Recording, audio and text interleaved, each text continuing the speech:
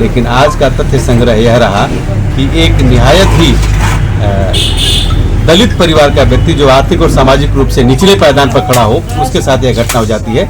यह समाज के लिए एक बड़ी भयावह स्थिति और मानवाधिकार संगठनों के इस पर पत्रकार बंधुओं पर भी केस हुए हैं, उनको रात भर थाने में रखा गया है।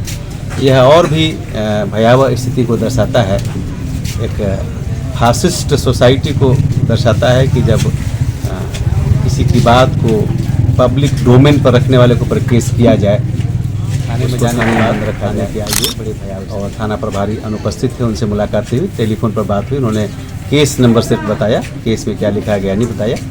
इन तथ्यों को देखते हुए आगे हम लोग इस पर अनुसंधान करेंगे और फिर इस मामले को लेकर के हम लोग उच्च न्यायालय में जाएंगे। क्या नाम हो? मेरा नाम एसएन पाठक है।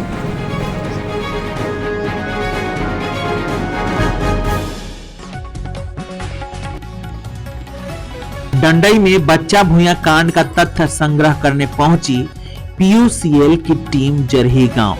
डंडई बच्चा भूया कांड का तथ्य संग्रह करने के लिए Garhwa People's Union for Civil Liberties की टीम रविवार को मृतक बच्चा भूया के घर जरही गांव पहुंचा।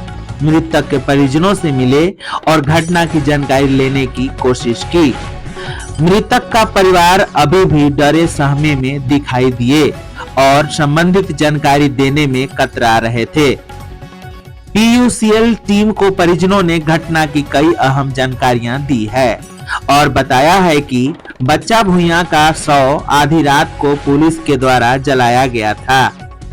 वहीं उसे 3 दिन से थाने में रखा गया था।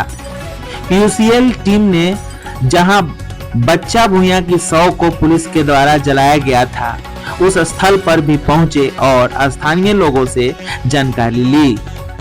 तत्पश्चात पीयूसीएल टीम कानून तथ्य संग्रह करने के लिए डंडई थाने पहुंची, लेकिन वहां थाना प्रभारी अवधेश कुमार यादव व केस आयु से मुलाकात नहीं हो सकी। वहां टीम को थाना के कर्मी मुनीश्वर से मुलाकात हुई, लेकिन किसी भी तरह की जानकारी देने से इनकार किया गया। पश्चात पीयूसीएल टीम ने टेलीफोनिक बात थाना प्रभारी से किया।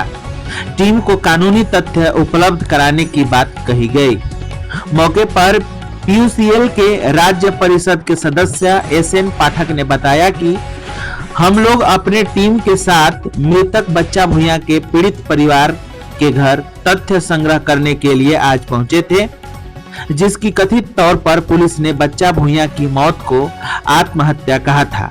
उसकी तथ्य की सत्य क्या है जानने के लिए उसके घर गए हुए थे।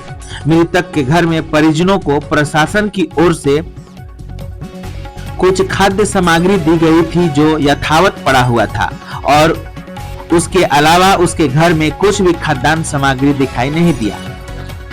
परिवार के लोग काफी सदमे में थे और आज मृतक का 10वां कर रहे थे। उसका कच्चा घर का छत तिरपाल के सहारे टिका हुआ था। उन्होंने कहा कि मृतक का 10वां पहले ही था, लेकिन घटना से भयभीत होकर घर के सदस्य पलायन कर गए थे।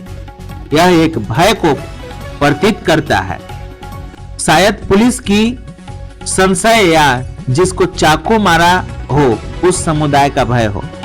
उन्होंने कहा कि कानूनी पक्ष जो भी हो, लेकिन सामाजिक पक्ष यह है कि यह एक महादलित परिवार का व्यक्ति जिसके पास आय का कोई साधन न हो और एक व्यक्ति को चाकू मारने का कोई स्पष्ट उद्देश्य न हो सकता है शराब के नशे में उसे चाकू मारा गया होगा। यह एक सामाजिक भयावह स्थिति को पैदा करता है। कानून पक्ष का अध्ययन करने के बाद न्यायालय में जाएंगे, लेकिन आज का तथ्य संग्रह यह है कि एक न्याय संगत दलित परिवार जो आर्थिक और सामाजिक रूप से निचले पायदान पर खड़ा हो और उसके साथ यह घटना हो गई हो, यह समाज के लिए एक भयावह स्थिति पैदा करता है। इस पर मानवाधिकार संगठन निश्चित रूप से न्याय दिलाएगी। साथ ही बताया कि जानकारी मिली है कि इस प्रकरण में कुछ पत्रकार बंधुओं पर केस हुई है और उसे रात भर थाने में रखी गई है। यह और भी भयावह स्थिति को दर्शाता है। दलित समाज की बात को जनता के बीच सच्चाई दिखाने वाले देश के चौथे स्तंभ पर भी इस तरह का कार्रवाई होना यह समाज के लिए भयावह स्थिति को पैदा करता है। उन्होंने कहा कि सभी तथ्यों को देखते हुए इस पर हम लोग अनुसंधान करेंगे और इस मामले को लेकर उच्च न्यायालय में जाएंगे। तथ्य संग्रह करने वाले पीयूसीएल की टीम में राज्य परिषद के सदस्य असरफी चंद्रवंशी, पंकज चौबे, एसएन पाठक, जिला महासचिव सोयब खान, ब्रिजनंदन मेहता, उमेश परहिया, सुरेश कोरवा, धर्मेंद्र कुमार सिंह, नरेश कुमार। आज गढ़वा पीयूसीएल की ओर से एक टीम फैक्ट फाइंडिंग के लिए जरही गांव पहुंची। हमारे साथ जनसंग्राम मोर्चा के साथी ब्रिजनंदन जी, आम आदमी पार्टी के धर्मेंद्र जी, भारतीय आदिम जनजाति परिषद के और भुइयां विकास परिषद के साथी भी थे। हम लोग जो पीड़ित परिवार है बच्चा भुइयां जरही गांव में, उसके घर गए, जिसकी कथित तौर पर जिसने आत्महत्या किया था ये डंडई थाने में, तो उसके फैक्ट के लिए कि सत्य क्या है, तथ्य के संग्रह के लिए हम लोग सभी गए वहाँ। और सबसे पहले हम लोग उसके घर पर गए। घर पर जो हमने देखा कि प्रशासन की ओर से, ब्लॉक प्रशासन की ओर से कुछ अनाज उसके घर में दिए गए थे जो यथावत पड़ा हुआ था, उसने खोला भी नहीं था।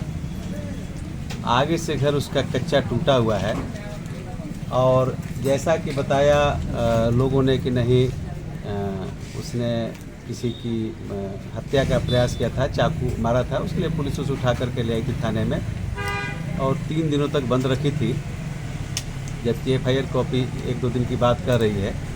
तो कानूनी पक्ष इसका जो भी हो, इसका सामाजिक पक्ष यह है कि एक महादलित परिवार का व्यक्ति जिसके पास आय के कोई साधन नहीं थे और उस व्यक्ति को चाकू मारने का बहुत कोई स्पष्ट मोटिव नहीं दिखता था। हो सकता है शराब के नशे में उसने किया हो। हम लोगों ने ये कुछ आधार कार्ड वगैरह मांगने का कोशिश किया तो उसे घर में था नहीं, घर के लोग पलायन कर गए थे। यह एक भय को प्रतीत करता है, चाहे जिसको चाकू मारा हो उस व्यक्ति, उस समुदाय का भय हो या उसका और पुलिस का संश्रय का भय हो कि उसकी मृत्यु के बाद भी उसके घर से लोग पलायित थे। लोग बात करने में भी हिचक रहे थे। अड़ोस पड़ोस के लोग सब बोल रहे थे कि नहीं, हम गढ़वा चले गए, हम प्रत्यक्षदर्शी नहीं हैं, कोई स्पष्ट मिला भी नहीं। तो यह एक सामाजिक कारण रहता है जो भयावह स्थिति को प्रदर्शित करता है।